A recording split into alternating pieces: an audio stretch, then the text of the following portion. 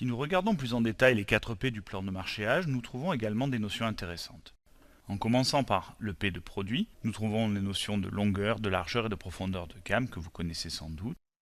Et nous trouvons également les principaux aspects d'une politique de gamme. Une gamme de produits équilibrés comprendra des produits leaders qui rapportent de l'argent et qui sont vecteurs de l'image de l'entreprise, des produits d'appel sur lesquels vous faites généralement peu de marge mais qui permettent de drainer un flux de clientèle permanent, des produits dits tactiques qui sont là pour occuper le terrain face à des concurrents potentiels, et puis des produits d'avenir sur lesquels on mise en espérant qu'un jour le marché connaisse une croissance fulgurante.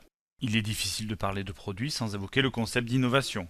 Innover en marketing n'a pas grand-chose à voir avec ce que vous pouvez imaginer. En réalité, la plupart des innovations consistent à baisser les prix, à changer le positionnement du produit, à en modifier quelques caractéristiques ou à en changer le nom de marque. Et parfois, effectivement, lancer un produit totalement nouveau. Au chapitre du produit, on retrouve également la notion de cycle de vie.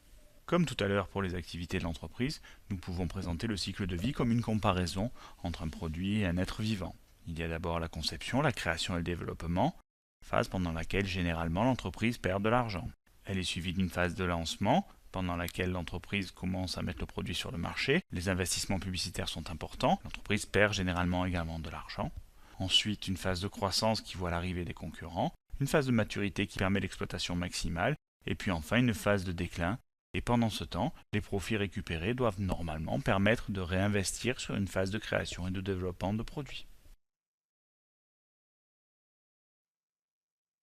Là encore, l'entreprise va devoir effectuer quelques choix stratégiques. En matière de produits, on peut choisir d'occuper la même place qu'un produit concurrent. On appellera ça des produits moi aussi ou MeToo en anglais. Généralement, ce sont des stratégies qui fonctionnent assez bien pour les produits de grande consommation. Une deuxième stratégie consiste à avoir une optique de différenciation. On va essayer d'adopter un positionnement original différent des concurrents. L'inconvénient étant que les investissements en communication sont conséquents. L'avantage étant que si la marque prend sur le marché, vous pouvez obtenir une valorisation sans précédent. La troisième option consiste à opter pour une niche. Comme tout à l'heure, il s'agit de prendre un positionnement adapté à une toute petite partie de marché sur laquelle la concurrence n'est pas encore arrivée. Et enfin, la quatrième possibilité consiste à innover, à lancer un produit sur un segment nouveau ou à lancer un nouveau produit sur un segment déjà existant.